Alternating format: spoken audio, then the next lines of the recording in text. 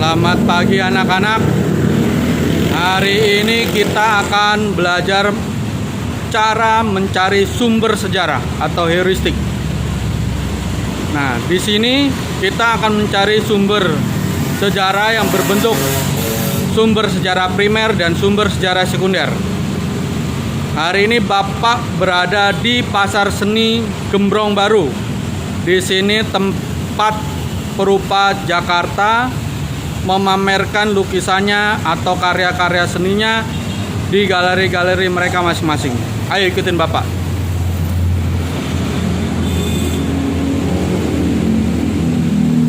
Hari ini rata-rata tutup ya nak ya, karena Jakarta sedang melakukan PSBB, jadi galerinya rata-rata banyak yang tutup. Ini contohnya galerinya. Nah, ada lukisan di sini, banyak lukisan realis, naturalis, ada seni patung. Nah, ini di sini tempat berkumpulnya perupa Jakarta. Ayo kita telusuri lagi untuk mencari tempat sumber-sumber sejarah.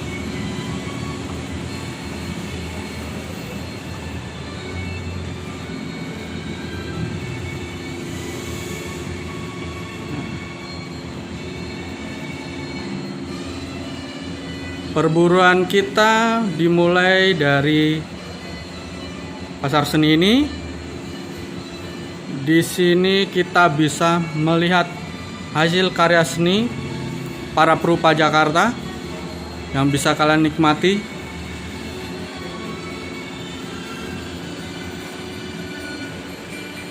Nah, ini contoh lukisan dengan tema katak. Ya, tulisannya katak dengan berbagai macam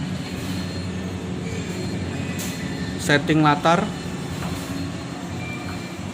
Ini lukisannya juga. Nah, sebelum kita sampai ke galeri yang memamerkan arsip-arsip dan buku-buku langka tentang sejarah Indonesia, kita akan dimanjakan dulu dengan tampilan dari galeri-galeri pelukis Jakarta. Ini salah satu contoh arsip dan buku.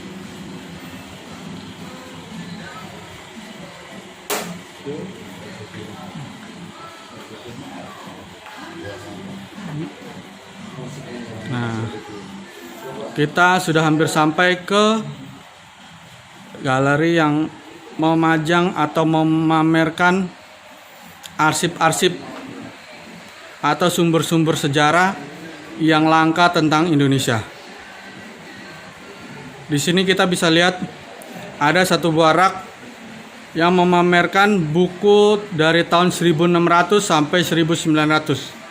Jadi ketika masa VOC sampai bubarnya VOC dan sampai menuju Republik Indonesia terlahirkan. Kita bisa lihat di sini. Coba kita buka.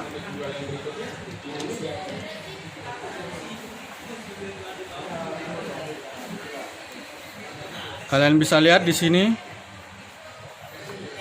Di sini ada memoarnya Pangeran Arya Ahmad Jayadiningrat, salah satu keturunan dari Sultan Ageng Tirtayasa dari Banten. Nah, ini juga bisa dijadikan sumber sebagai memoar dalam penulisan sejarah autobiografi seseorang, atau mungkin jika kita akan menulis tentang sejarah Banten. Di sini kita bisa melihat Stom Tramweg. Artinya itu adalah jalan kereta tram dari Mojokerto dan sampai Peterongan. Di sini ada biografi Cokrominoto. Di sini ada arsip karya Haji Omar Said Cokrominoto tentang tarik agama Islam. Nah, tarik agama Islam ini ditulis oleh H.O.S. Cokrominoto yang pada saat itu sebagai guru Soekarno Guru Kartosuryo, Guru Muso, Guru Semaun, dan Darsono. Dari beberapa murid Cokroaminoto itu nanti menjadi salah satu pendiri dari Republik Indonesia, yaitu Soekarno. Kita bisa lihat, kita bisa pegang. Ini buku karya Cokroaminoto. Nah, di sini ada beberapa arsip-arsip langka.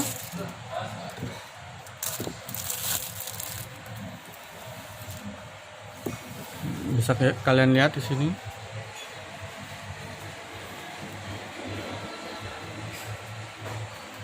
Ada tentang Kasman Singodimojo. Ada karya Hatta.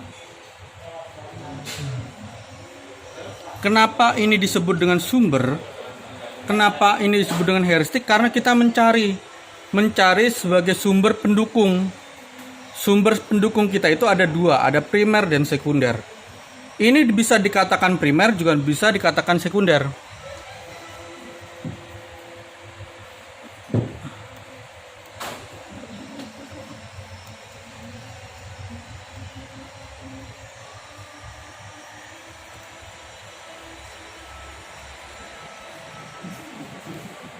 Di sini ada beberapa brosur.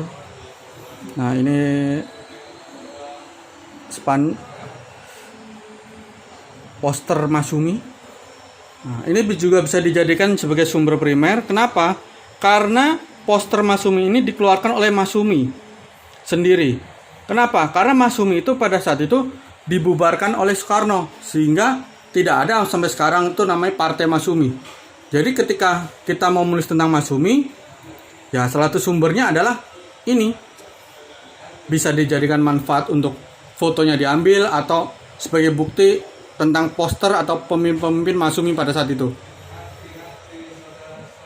Masumi yang dipimpin oleh Muhammad Nasir. Nah, di sini juga ada beberapa arsip.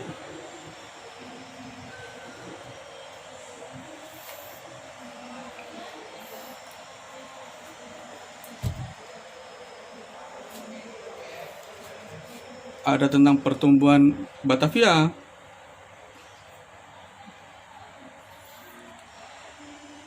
Jika sudah tidak ada corona, kalian bisa silakan mencari atau membaca arsip-arsip tentang sejarah Indonesia ini di Pasar Seni Gembrong. Jadi kalian tidak perlu ke arsip nasional yang jauh. Tetapi memang penting kita ke arsip nasional. Karena apa? Karena paling tidak kita memiliki kartu anggota. Dan kita harus memiliki kartu anggota di Perpustakaan Nasional.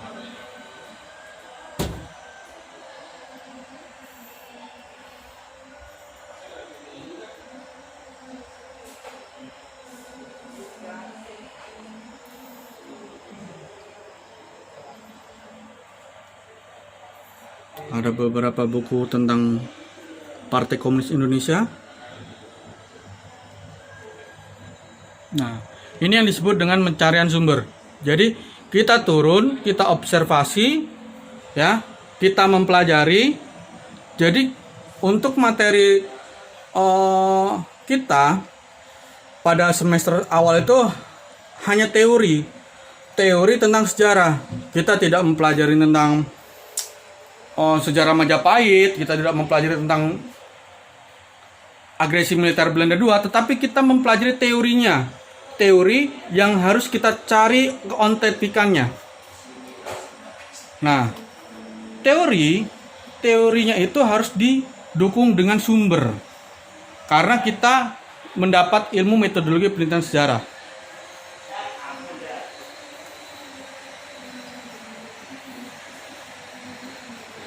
Di sini telah disediakan contoh beberapa arsip. Nah, dalam dua meja ini dibagi menjadi dua. Yang ini adalah arsip sumber primer. Yang meja sini adalah arsip dari sumber sekunder. Nah, dalam pencarian sumber, kita tahu dalam buku kalian ada namanya disebut dengan sumber kebendaan atau artefak. Bisa juga fosil. Ada juga sumber tekstual, sumber non tekstual, dan sumber lisan. Nah, ini bisa disebut dengan sumber kebendaan ataupun sumber artefak, bisa juga disebut dengan sumber tekstual atau tertulis. Jika non tekstual itu berarti tidak tertulis, biasanya secara lisan. Kita menemui orang sebagai pelaku sejarah. Kita bisa lihat, pertama kita melihat foto. Di sini ada foto Bung Karno dengan keluarganya. Nah, kenapa foto bisa dijadikan sebagai sumber sejarah? Karena biasanya foto diambil pada zaman ketika tokoh tersebut hidup dan eksis. Sehingga foto bisa kita sisipkan dalam penulisan kita sebagai bukti otentik bahwa pelaku atau tokoh sejarah itu melakukan kegiatan sejarah. Karena kita harus tahu pada materi awal kita bahwa sejarah itu ada suatu peristiwa yang dilakukan oleh manusia. Jika dilakukan bukan oleh manusia berarti bukan peristiwa sejarah. Di sini kemudian ada sebuah memoir dari Imam Samudra yang berjudul Jihadku. Kenapa buku ini meskipun buku baru bisa dijadikan sumber primer?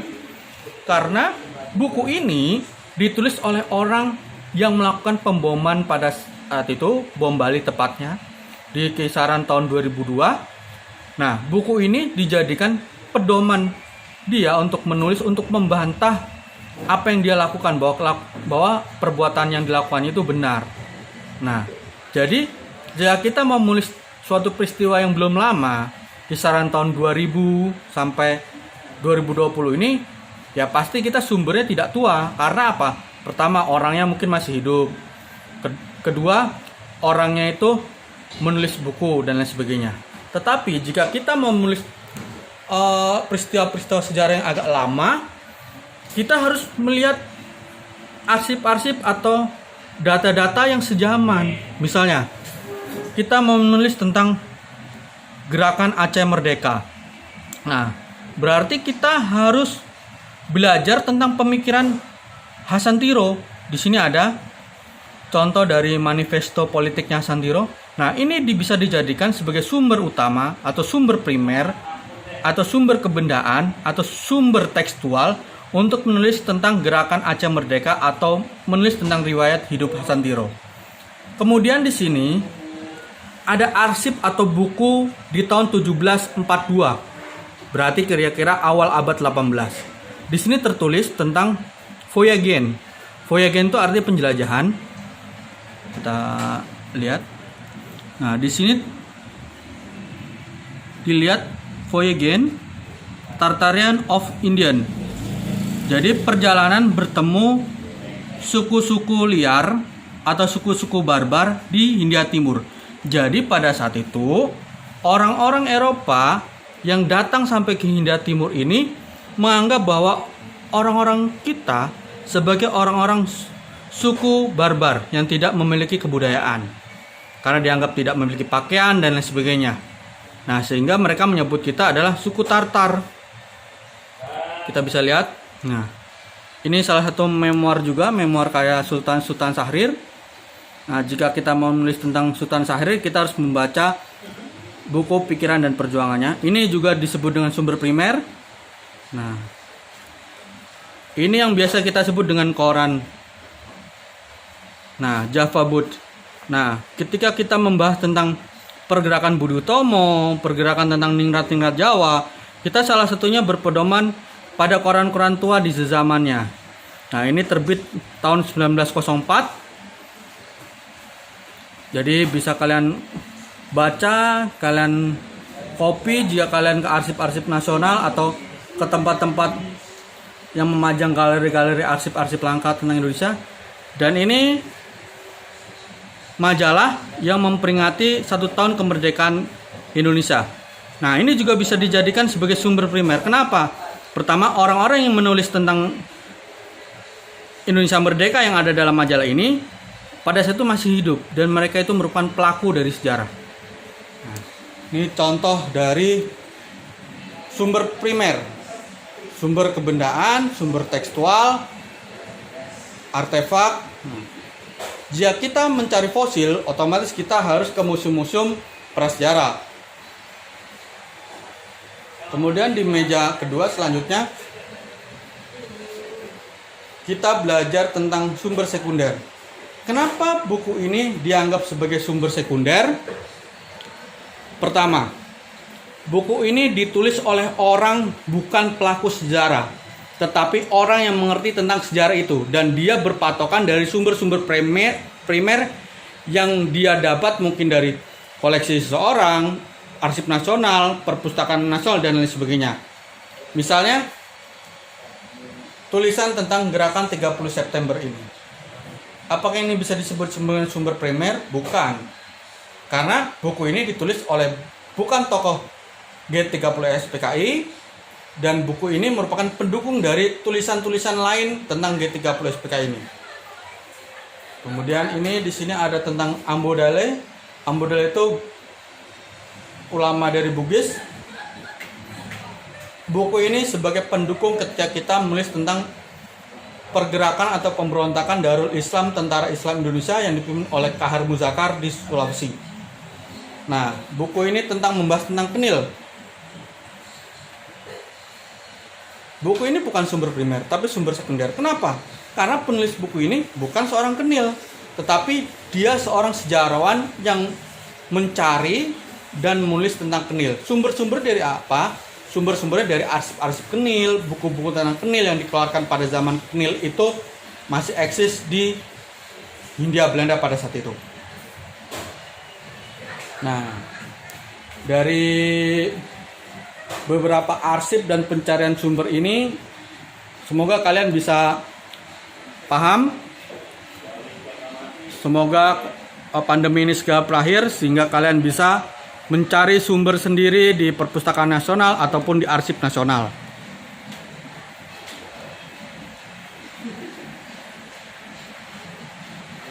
Ini arsip-arsipnya.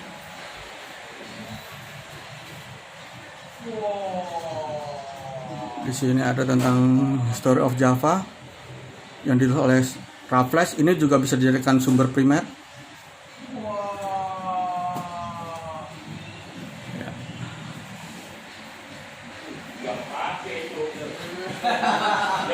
Terima kasih atas perhatiannya.